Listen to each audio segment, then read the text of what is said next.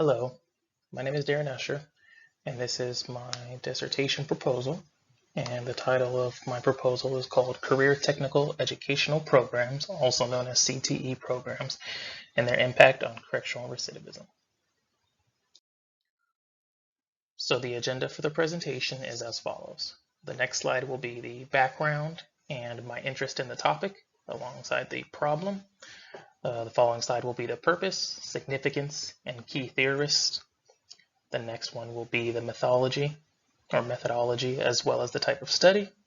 The next will be the research questions and data collection. And lastly will be the significance to the field of public administration. So recidivism is known as a wicked problem. A wicked problem is a social or cultural problem that is difficult or impossible to solve for one of the few reasons, which include incomplete or contradictory knowledge, a number of people and opinions involved, economic burdens, and just the nature of the problem. Some examples of these wicked problems include homelessness, poverty, terrorism, and recidivism. And recidivism is a problem because of the thousands of dollars it costs per individual per year. And this problem became an interest to me as my previous position with the County of Riverside was with the Sheriff's Department. And my time there as an analyst, I was in charge of the data that was created by these inmates within the rehabilitation programs. And becoming acquainted with the various partners and leaders gave me the idea and the motivation that if I can conduct some extensive research, that I could possibly provide a change that could be beneficial to local governments all around the state. So the purpose of conducting this research are following reasons. Recidivism impacts not only inmates, but the families, friends, and members of the local community. Also, it costs taxpayers millions of dollars per year in related costs. And so the previous ed said thousands of dollars, that's per county.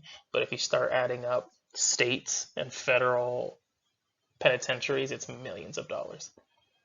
If criminals are not rehabilitated, they can commit crimes that can therefore negatively impact their community. So, not all crimes are innocent crimes. It could be murder, drug, money laundering, anything like that. Next, if inmates are rehabilitated, they can contribute positively to the community in taxes, work, education, and in some cases provide jobs to others if they become entrepreneurs with the skills they learn while in custody. A few of the key theorists in the field are James A. Wilson, Christine Zozula, and Emily van der Meulen. Methodology and the type of study. So the purpose of the study is to determine the effectiveness of CTE programs on the reduction of recidivism within correctional facilities. So just a reminder, correctional facilities are penitentiaries or jails that are run by county law enforcement. They're not operated by the state or the federal government. This will be evaluated through quantitative analysis of the data collection from both local county sheriff departments, state government agencies, and nonprofit agencies that collect and track this data. The data will be in the form of program enrollments, type of programs, certificates awarded, job placement upon release, and rate of recidivism. Some of the factors that will be included for the criteria include gender, race, age, crime committed, geographical location, number of times participated in the program, and type of enrolled in. So if an inmate gets arrested once, enters the program, graduates the program, is released, and then is booked again, it is possible that they can go into another program because there are various programs at different facilities. So here are my research questions. The first one is, do the use of CTE programs reduce the rate of recidivism among those released from county correctional facilities? And the next one is, do factors such as gender, ethnicity, age, and criminal level impact the rate of recidivism? So criminal level is a criteria that is met based on the type of crime committed. So if a person is a murderer, they were usually a higher level, which would be like a level 5, versus someone who maybe had a DUI would be maybe a 1 or a 2. And then various crimes, the degree, the intention, all those factor into the criminal level that is given to the inmate.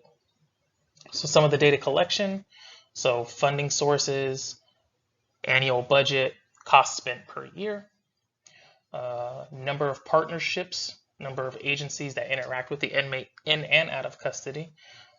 At the local government level, probation officers interact with the inmates when they are out of custody, and parole officers are for state prisons when they are released from custody.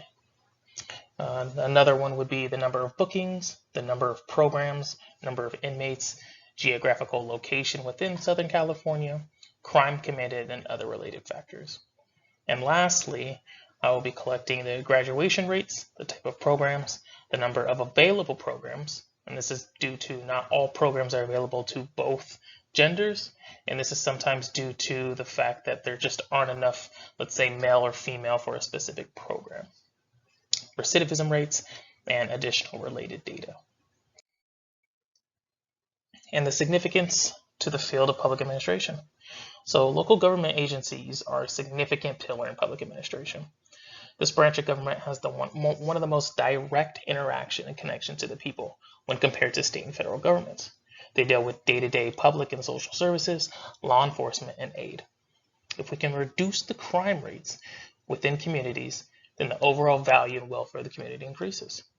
This rehabilitation and education programs can provide the type of trickle-down effect in society. Inmates come out rehabilitated, educated, and workforce ready, they can positively contribute to local communities. This also impacts families, friends, and those that interact with these individuals. Although recidivism cannot be eliminated, as mentioned before, it is a wicked problem. The reduction of it has proven to be beneficial at both the state and federal levels. Thank you very much for listening to this presentation. I hope you enjoyed, and I look forward to completing the dissertation.